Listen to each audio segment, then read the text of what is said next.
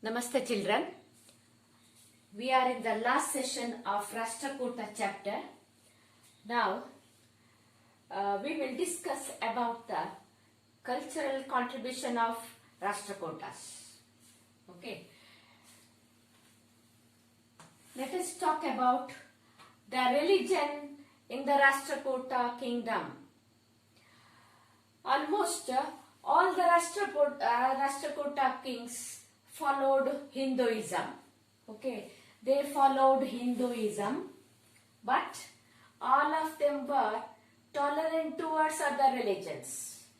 Some of them followed even Jainism, some of them followed Buddhism, but mainly almost all the Rashtrakuta kings followed Hinduism. At the same time, they patronized the other religions and other religion poets and scholars too. It is said that they have this Amogavarsha. He was a great devotee of Kollapur Mahalakshmi, and we have already discussed that he had sacrificed his thumb of his left hand to Kollapur Mahalakshmi to overcome the calamities in his kingdom. At the same time, we come to know that he has patronized Buddhist Sangha by constructing a Buddhist Sangha near Kanheri near Mumbai. Okay, Kanheri ಅಂತ ಹೇಳುವ ಜಾಗದಲ್ಲಿ ಮುಂಬೈಯ ಹತ್ತಿರದ ಕನ್ನೇರಿಯಲ್ಲಿ ಒಂದು Buddhist ಸಂಘವನ್ನು ಕಟ್ಟಿಸಲು ಸಹಾಯ ಮಾಡಿದ್ದ ಅಮೋಘ ವರ್ಷ ಅಂತ ಹೇಳಿ through inscriptions we come to know. Okay, so they supported the performance of yagas, they patronise the Brahmins, many types of yagas were performed by them. Next, coming to the point of literature. Kannada and Sanskrit literature flourished during Rashtrakutas. It is said that their age is the golden age of Kannada literature. ನೀವು ಕಲ್ತಿದ್ದೀರಿ ಗುಪ್ತರ ಕಾಲ. It was the golden age of Sanskrit literature. Now during the this Rashtrakutas, it is said that it is the golden age of Kannada literature. Okay. Today, now let us discuss about some of the great scholars, Kannada scholars as well as Sanskrit scholars of Rashtrakuta period. Firstly, let us know about Sri Vijaya. Who is Sri Vijaya? The author of the book Kaviraja Marga. Kaviraja Marga, what is the speciality of Kaviraja Marga? It is the first Kannada poetic work. Okay, it is the first Kannada poetic work. Kannadada Prathama Padya idu. Okay, it is written by Sri Vijaya. ನಿಮಗೆ first chapter ಅಲ್ಲಿ ಬಂದಿದೆ. What is the extent of Karnataka according to Kaviraja Marga ಅಂತ ಹೇಳಿ same book Kaviraja Marga ಇದು. So according to Kaviraja Marga, the Karnataka extended from Godavari in the north till Kaveri in the south ಅಂತ ನೀವು ಓದಿದ್ದೀರಿ. That is written in this Kaviraja Marga of Sri Vijaya. Okay, this is the first Kannada poetic work. Next, Shivakotyacharya. Shivakotyacharya has written a book called Vaddaradhane. Vaddaradhane is, what is the speciality of this? You know, this is the first Kannada prose work. That is old Kannada, ಹಳೆ ಕನ್ನಡದ ಒಂದು ಗದ್ಯ, ಪ್ರಥಮ ಗದ್ಯ ಪುಸ್ತಕ Vaddaradhane. Okay. Next, Amogha Varsha. That is not in Kannada. In Sanskrit it is written. Amogha Varsha has written a book called Prashnottara Ratnamala. Prashnottara Ratnamala. ಕೆಲವೊಂದ್ಸಲ ನೋಡಿ Max the following ಕೊಟ್ಟಿದ್ದಾರೆ ಇದನ್ನು. ಎ ಸೈಡ್ ಅಲ್ಲಿ ಅಮೋಘ ವರ್ಷ, beside Prashnottara Ratnamala. See he was a great scholar, ನಾವು ನೋಡಿ ಆಗಿದೆ ಅದರ ಬಗ್ಗೆ ನಿನ್ನೆ. So he has written a book called Prashnottara Ratnamala. Okay, next coming to another poet, that is Ponna. Ponna ಅಂತೇಳಿ ನೀವು ಕೇಳಿರ್ಬೋದು ಸಣ್ಣ ಕ್ಲಾಸ್ ನಲ್ಲಿ. ಇನ್ನೊಬ್ಬ Pampa. Okay, Ponna, Pampa. Okay, Ponna was in the court of Krishna the third. Rashtrakuta king Krishna the third. ನೋಡಿ, ರಾಷ್ಟ್ರಕೂಟರ ಕಿಂಗ್ಸ್ ನ ಹೆಸರೆಲ್ಲ ನಾನು ನಿನ್ನೆ ನಿಮ್ಗೆ ಹಾಕಿದ್ದೇನೆ ಅದರಲ್ಲಿ. ಅಂಡ್ ಅದರಲ್ಲಿ ಕೃಷ್ಣ ದಿ ಥರ್ಡ್ ಅಂತ ಹೇಳುವ ಅವನ ಆಸ್ಥಾನದಲ್ಲಿ ಇದ್ದವನು ಪೊನ್ನ. ಈಗ Ponna was a very scholarly person both in Kannada and Sanskrit. ಎರಡರಲ್ಲಿಯೂ ಕೂಡ ಅವನು ಬಹಳ ವಿದ್ವಾಂಸನಾಗಿದ್ದ. ಹಾಗಾಗಿ ಅವನಿಗೆ ಒಂದು ಬಿರುದು ಬಂತು. he got the title ಉಭಯ ಕವಿ ಚಕ್ರವರ್ತಿ. ಉಭಯ ಕವಿ ಚಕ್ರವರ್ತಿ ಪೊನ್ನ. ಉಭಯ ಅಂದ್ರೆ ಎರಡು, ಎರಡರಲ್ಲಿಯೂ Kavi Chakravarti Ponna. both in Kannada and in Sanskrit. And his two books are very famous. Okay, one is Shantinatha Purana. Shantinatha Purana. Another one, Bhuvanaikya Ramabhyudaya. Okay, Bhuvanaikya Ramabhyudaya. Next, Pampa. Pampa, he is called as Pampa is called as Adikavi. Adikavi of Kannada language. ಬೇರೆ language ಗೆ ಸಂಬಂಧಪಟ್ಟದ್ದಲ್ಲ, ಕನ್ನಡದ ಆದಿಕವಿ Pampa. And he was in the court of Arikesari the second. Arikesari was not Rashtrakuta king, but he was a feudatory of Rashtrakutas. ರಾಷ್ಟ್ರಕೂಟರ ಸಾಮಂತ ರಾಜ ಆಗಿದ್ದಂತಹ Arikesari the second, ಎರಡನೆಯ ಅರಿಕೇಸರಿಯ ಆಸ್ಥಾನದಲ್ಲಿದ್ದ Pampa. He is Adikavi of Kannada. Okay, and his two important books, these scholars they have written many books, ಆದ್ರೆ ಇಲ್ಲಿ only important books ಅನ್ನು ಮಾತ್ರ ಕೊಟ್ಟಿದ್ದಾರೆ ನಿಮಗೆ. So his important book Adipurana, then Vikramarjuna Vijaya.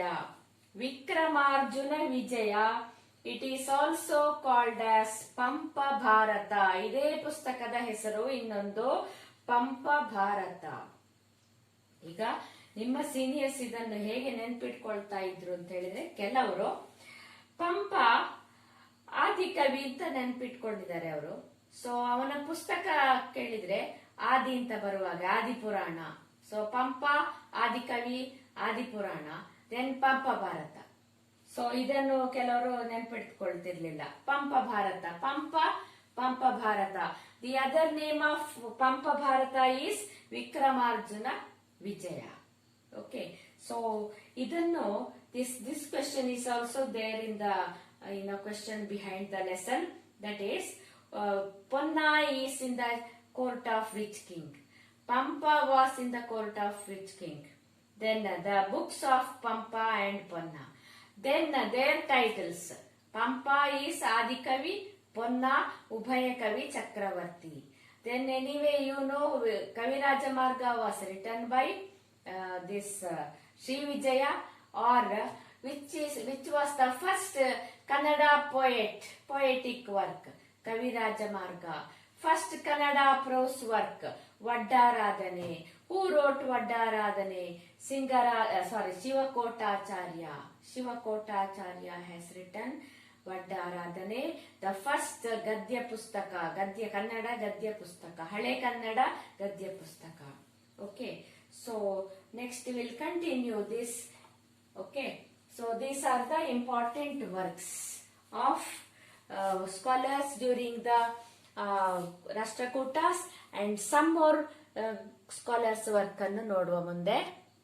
Now let us discuss about the Sanskrit scholars and their books.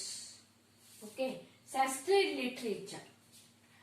Shaktayana has written Shabdanusara, Shabdanushasana written by Shaktayana. Mahaviracharya has written Ganita Sara Sangraha. Mahaviracharya Ganita Sara Sangraha. Next, Trivikrama has written Madalasa Champu. These are all in Sanskrit. Jinasenacharya has written Adipurana and Parshvabhyudaya Adipurana by Jinasenacharya. Asaga, he has written Vardhamana Purana. Then Halayudha has written Mrita Sanjeevini and Kavirahasya.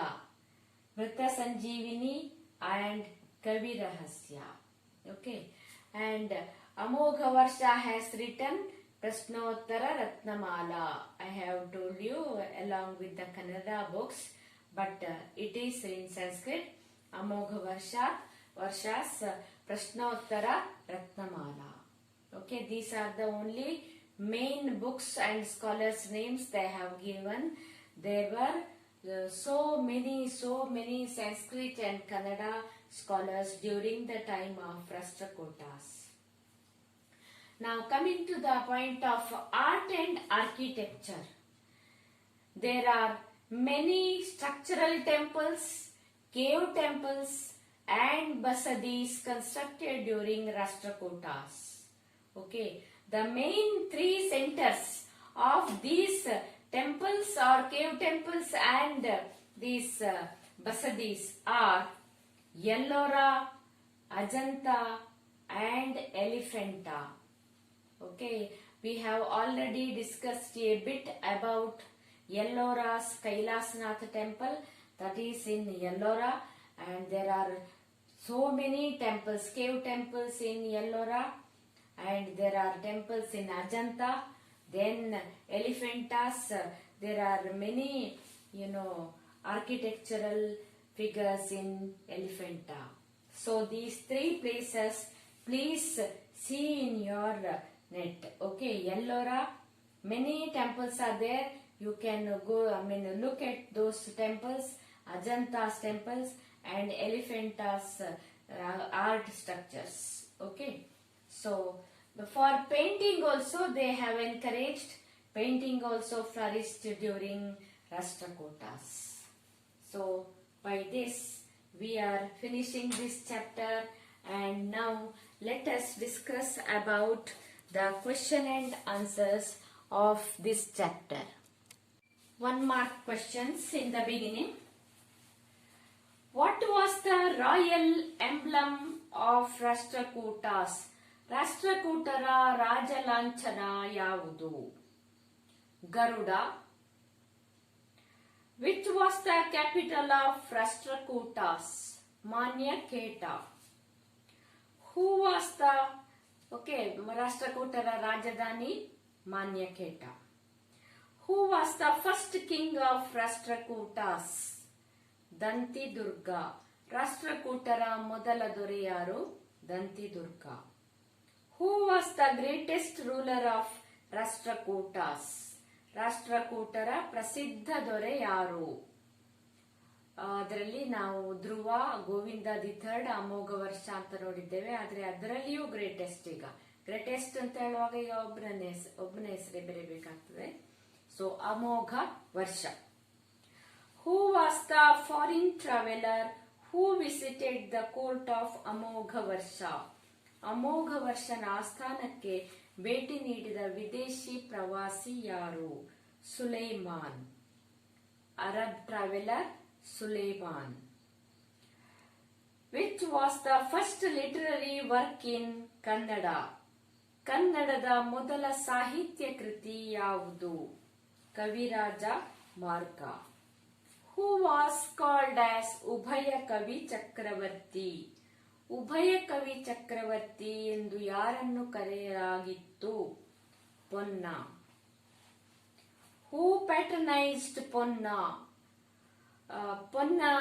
ಪೊನ್ನನಿಗೆ ಆಶ್ರಯ ನೀಡಿದವರು ಯಾರು? ಕೃಷ್ಣಾದಿ third. ನೋಡಿ, ನಾನಾಗ ಹೇಳಿದ್ದೆ, ಅದು ಒಂದು ಮಾರ್ಕಿಗೆ ತುಂಬಾ ಸಲ ಕೇಳಿದ್ದಾರೆ ಇಂಥ ಪ್ರಶ್ನೆ. Who was called Adikavi of Kannada? ಕನ್ನಡದ ಆದಿಕವಿ ಎಂದು ಯಾರನ್ನು ಕರೆಯುತ್ತಾರೆ? ಪಂಪ. ಹೂ ಪ್ಯಾಟ್ರನೈಸ್ಡ್ ಪಂಪ? ಪಂಪನಿಗೆ ಆಶ್ರಯ ಕೊಟ್ಟವರು ಯಾರು? Immadi Arikesari or Arikesari the second. Who patronised Pampa? Arikesari the second. Next, answer in 2 words or 2 sentences.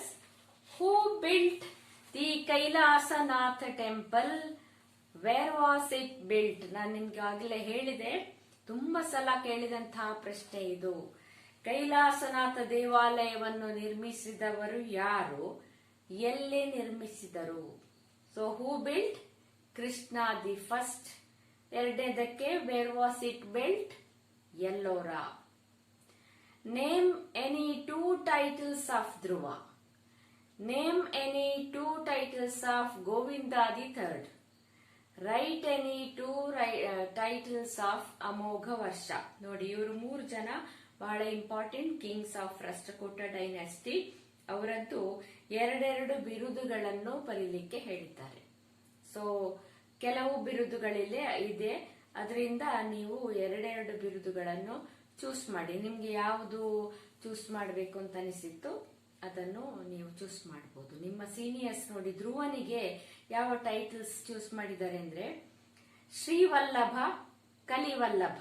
2 Vallabh ಅಂತ ಬರುವ ಹಾಗೆ ಕೆಲವರು ಹಾಗೆ ಮಾಡಿದ್ರು. Srivallabha, Kalivallabha. 2 titles of Govinda Jagattunga, Tribhuvana Dhavala. 2 titles of Amoghavarsha, ಒಂದು ನಮಗೆ ಮಾತಿನಲ್ಲಿ ಈಗ ಅಮೋಘ ವರ್ಷ ನೃಪತುಂಗ ಅಂತಲೇ ಹೆಚ್ಚಾಗಿ ಹೇಳುವ ಕ್ರಮ ಇದೆಲ್ಲ. ಸೊ ನೃಪತುಂಗ ಅಂತ ನಿಮ್ಗೆ ನೆನ್ಪಿಟ್ಕೊಳ್ಳಿಕ್ಕೆ ಸುಲಭ ಆಗ್ಬೋದು. ಸೊ ನೃಪತುಂಗ, ವೀರನಾರಾಯಣ. ಈಗ 2 works of Ponna. Name any 2 works of Pampa. ನೋಡಿ, ಇದೆಲ್ಲ ತುಂಬಾ ಸಲ ಈ 2 ಮಾರ್ಕಿದು ಒಂದಲ್ಲ ಒಂದ್ಸಲ ಎಲ್ಲ ಬಂದಂತಹ ಪ್ರಶ್ನೆಗಳೇ ಇದು. Okay, name any 2 works of Ponna. Shantinatha Purana, Bhuvanaikya, Ramabhyudayam. Any 2 works of Pampa. Adikavi Pampa, Adipurana. ಇನ್ನೊಂದು ಪಂಪ ಭಾರತ ಅಂತ ನೆನ್ಪಿಟ್ಕೊಳ್ಳಿಕ್ಕೆ ಸುಲಭ ಅಂತ ಹೇಳಿದೆ ನಾನು. Pampa Bharata is also called as Vikramarjuna Vijaya. Okay, who is called as Ubhaya Kavi Chakravarti, who is called as the Adikavi of Kannada. ಇದೆಲ್ಲ ತುಂಬಾ ಸಲ ಕೇಳಿದಂತಹ ಪ್ರಶ್ನೆ. ಓಕೆ, ನೆಕ್ಸ್ಟ್ 5 ಮಾರ್ಕ್ ಇದು. Describe the achievements of Govinda the third. 3ನೇಯ ಗೋವಿಂದನ ಸಾಧನೆಗಳನ್ನು ತಿಳಿಸಿ. ಇದು 5 ಮಾರ್ಕಿಗೆ. Describe the achievements of Amoghavarsha. ಅಮೋಘ ವರ್ಷನ ಸಾಧನೆಗಳನ್ನು ತಿಳಿಸಿ. ಇದರಲ್ಲಿ 2ರಲ್ಲಿ ಹೆಚ್ಚು ಕೊಟ್ಟದ್ದು ಅಚೀವ್ಮೆಂಟ್ಸ್ ಆಫ್ ಅಮೋಘ ವರ್ಷ. ಅಚೀವ್ಮೆಂಟ್ಸ್ ಆಫ್ ಗೋವಿಂದ ಥರ್ಡ್ ಕೂಡ ಇಂಪಾರ್ಟೆಂಟೇ, ಆದರೆ ಜಾಸ್ತಿ ಸಲ ಕೊಟ್ಟದ್ದು ಅಚೀವ್ಮೆಂಟ್ಸ್ ಆಫ್ ಅಮೋಘ ವರ್ಷ. ಅಂಡ್ ಕೊನೆಯದಾಗಿ ರಾಷ್ಟ್ರಕೂಟರ ಸಾಂಸ್ಕೃತಿಕ ಕೊಡುಗೆಗಳನ್ನು ವಿವರಿಸಿ. Describe the cultural contributions of Rashtrakutas. Okay, so ರಾಷ್ಟ್ರಕೂಟರ ಬಗ್ಗೆ ಅವರ cultural contribution, how was the society, how was the which religion was there, then all the literary works, Kannada literary works and Sanskrit literary works. Next comes the art and architecture. ಅದರಲ್ಲಿ ನೀವು ಎಲ್ಲೋರದ ಬಗ್ಗೆ ಸ್ವಲ್ಪ detail, then ಅಜಂತಾದ ಬಗ್ಗೆ ಮತ್ತು ಎಲಿಫೆಂಟಾದ ಬಗ್ಗೆ ಬರೆಯುವುದರೊಂದಿಗೆ this essay will be over. Okay, so ಜಾಸ್ತಿ ಪ್ರಶ್ನೆಗಳಿಲ್ಲ, ಸಣ್ಣ ಲೆಸನ್ ಇದು. ಆಮೇಲೆ ಎಲ್ಲವೂ ಮಾತ್ರ ಇಂಪಾರ್ಟೆಂಟ್ ಆಗಿದೆ. ಪ್ರತಿಯೊಂದು 1 ಮಾರ್ಕಿದು 2 ಮಾರ್ಕಿದು ಎಲ್ಲವನ್ನು ಸಹ ಸರಿಯಾಗಿ ಕಲಿಬೇಕು. ಈಗ ನಾನು ನಿಮಗೆ ಒಂದು ಪ್ರಶ್ನೆಯನ್ನು ಪುನಃ ಇದರಲ್ಲಿ ಕೇಳ್ತೇನೆ. ಈ ಪ್ರಶ್ನೆಗೆ ಉತ್ತರವನ್ನು ನೀವು ನನಗೆ ನಿಮ್ಮ ವಾಟ್ಸಪ್ಪಿನಿಂದ ನನ್ನ ಪರ್ಸನಲ್ ನಂಬರಿಗೆ ನಾಳೆ ಮಧ್ಯಾಹ್ನದ ಒಳಗೆ ಆ ಆನ್ಸರ್ ಅನ್ನು ನನಗೆ ವಾಪಸ್ ನೀವು ಕಳಿಸಬೇಕು. ಇದರಲ್ಲಿ ಈಗ ನಾವು ಡಿಸ್ಕಸ್ ಮಾಡಿದಂತದ್ದೇ, ಆದರೆ ಉತ್ತರವನ್ನು ನೀವು ನನಗೆ ವಾಟ್ಸಪ್ ನಲ್ಲಿ ಮಧ್ಯಾಹ್ನದ ಒಳಗೆ ನೀವು ಕಳಿಸಬೇಕು. ಈಗ ನಾನು ಕಳಿಸುವಾಗ ನೀವು ತಕ್ಷಣ ನೋಡದಿದ್ರು ಮಧ್ಯಾಹ್ನ ತನಕ ನಿಮಗೆ ಟೈಮ್ ಕೊಡ್ತೇನೆ. ಆ ಒಂದು ಆನ್ಸರ್, ಕ್ವಶನ್ನಿನ ಆನ್ಸರ್ ಅನ್ನು, ಒನ್ ವರ್ಡ್ ಆನ್ಸರ್ ಅದು, ಆ ಒನ್ ವರ್ಡ್ ಆನ್ಸರ್ ಅನ್ನು ನನಗೆ ನೀವು ಕಳಿಸಬೇಕು. So that I will be sure that you are alert and you are observing the videos, you are listening the lessons. ನೋಡಿ, ನಿಮ್ಗೆ ಮಿಡ್ ಟರ್ಮ್ ಎಕ್ಸಾಮ್ ಈಗ ಕಾಲೇಜಿಗೆ ಬಂದು ಬರೀಲಿಕ್ಕೆ ಅಂತೇಳಿ ಮೆಸೇಜ್ ಆಲ್ರೆಡಿ ನೀವು ನೋಡಿರ್ಬೋದು. ಹಾಗಾಗಿ ನೀವು ಅಲರ್ಟ್ ಆಗಿದ್ದೀರಾ ಅಂತೇಳಿ ನನಗೊಂದು ತಿಳ್ಕೊಂಡು, ಆಮೇಲೆ ಯಾರದ್ದೆಲ್ಲ ಮೆಸೇಜ್ ಬಂದಿದೆ ಅವರ ಹೆಸರುಗಳನ್ನೆಲ್ಲ ನಾನು ಪಟ್ಟಿ ಮಾಡಿ ಪ್ರಿನ್ಸಿಪಾಲ್ ಅವರಿಗೆ ಕಳಿಸುವ ಅಂದಾಜಿಯಲ್ಲಿ ಇದ್ದೇನೆ. ಅಂದ್ರೆ ಇಷ್ಟು students they are listening, means according to me they are listening and they are responding ಅಂತೇಳಿ ಹೇಳ್ಬೇಕಲ್ಲ. I am sure that all of you will be watching all the videos. ಯಾಕೆಂದ್ರೆ ಎಲ್ಲರೂ ಸಾಮಾನ್ಯ ಎಕ್ಸಾಮ್ ಬರ್ದಿದ್ದೀರಿ. ಕೆಲವು ಸಬ್ಜೆಕ್ಟ್ ನಲ್ಲಿ ಬರೀಲಿಲ್ವಾ ಅಥವಾ ನಿಮ್ಗೆ PDF ಮಾಡ್ಲಿಕ್ಕೆ ಆಗದೆ ಬಾಕಿ ಆದದ್ದ ಏನು ಅಂತ ನನಗೆ ಗೊತ್ತಿಲ್ಲ. ಹಿಸ್ಟ್ರಿಯಲ್ಲಿ ಅಂತೂ ಅವಳು ಜಯಶ್ರೀ ಅಂತೇಳಿ ಅವಳದ್ದು ಅಡ್ಮಿಷನ್ ಆಗ್ಲಿಲ್ಲ ಬಹುಶಃ, ಹಾಗಾಗಿ ಅಲ್ಲಿ ಅಬ್ಸೆಂಟ್ ಅಂತ ಲಿಸ್ಟ್ ಅಲ್ಲಿ ಬಂದಿದೆ. Then all of you have attempted the exam. Okay, 50 marks ಇದು ಈಗ ನೀವು ಮೊನ್ನೆ ಅಟೆಂಪ್ಟ್ ಮಾಡಿದ್ದೀರಿ. ಇನ್ನು ನಾಡ್ದು ಬರುವ ಮಿಡ್ ಟರ್ಮ್ ನಲ್ಲಿ ಚೆನ್ನಾಗಿ ನೀವು ಆನ್ಸರ್ ಬರೀಬೇಕಾದ್ರೆ ನೀವು ಬಹಳ ಗಮನ ಕೊಟ್ಟು ಓದ್ಬೇಕಾಗ್ತದೆ. ಹಾಗಾಗಿ ನಾನು ಒಂದು ಪ್ರಶ್ನೆ ಕೇಳ್ತೇನೆ, ಅದನ್ನು ನೀವು ನನಗೆ ನಾಳೆ ಮಧ್ಯಾಹ್ನದೊಳಗೆ ವಾಟ್ಸಪ್ ನಲ್ಲಿ ಆ ಉತ್ತರವನ್ನು ಕಳಿಸಿ. What is the question? Who was called ಉಭಯ ಕವಿ ಚಕ್ರವರ್ತಿ? ಉಭಯ ಕವಿ ಚಕ್ರವರ್ತಿ ಎಂದು ಯಾರನ್ನು ಕರೆಯುತ್ತಾರೆ? Okay, this is my question. Okay, ಇದನ್ನು ನೀವು ನಾಳೆ ಮಧ್ಯಾಹ್ನದೊಳಗೆ ನನಗೆ ಕಳಿಸಿ. Now let us discuss about the last ruler of Rashtrakutas. ಈಗ ರಾಷ್ಟ್ರಕೂಟರ ಆಳ್ವಿಕೆ ಕೊನೆಗೊಳ್ಳುವ ಒಂದು ಸಂದರ್ಭವನ್ನು ನೋಡುವ. ಯಾಕೆಂದ್ರೆ ನೆಕ್ಸ್ಟ್ ಚಾಪ್ಟರ್ ಅಲ್ಲಿ we will be discussing about the another dynasty who overthrew Rashtrakutas. Okay. Now Karka, ruler Karka was the last ruler. He ruled only for 1 year, 972 CE to 973 CE. Okay, Karka ruled for only 1 year. Karka the second was the last ruler, and he was defeated by his own feudatory. ಅವನ ಸಾಮಂತ ರಾಜನಾದ Tailapa the second ನಿಂದ ಸೋಲಿಸಲ್ಪಟ್ಟ ಮತ್ತು ಕೊಲ್ಲಲ್ಪಟ್ಟ. He was not only defeated but killed by his own feudatories. ಅವನ ಸ್ವಂತ ಸಾಮಂತ ರಾಜನಾಗಿದ್ದಂತಹ ತೈಲಪನಿಂದ ಸೋಲಿಸಲ್ಪಟ್ಟ ಮತ್ತು ಕೊಲ್ಲಲ್ಪಟ್ಟ. Okay, who is this Tailapa? Tailapa ಯಾರು? Tailapa the second, very brave king, and he had got many titles like Ahava Malla, Trailokya Malla, and he has defeated Rajaraja Chola. The Chola dynasty's famous king called Rajaraja Chola. He defeated, this Tailapa had defeated Rajaraja Chola, and he had got 150 war elephants from him, it seems. ಅವನಿಂದ 150 ಯುದ್ಧ ಆನೆಗಳನ್ನು ತೆಗೆಸಿಕೊಂಡಿದ್ದಂತವನು Tailapa the second.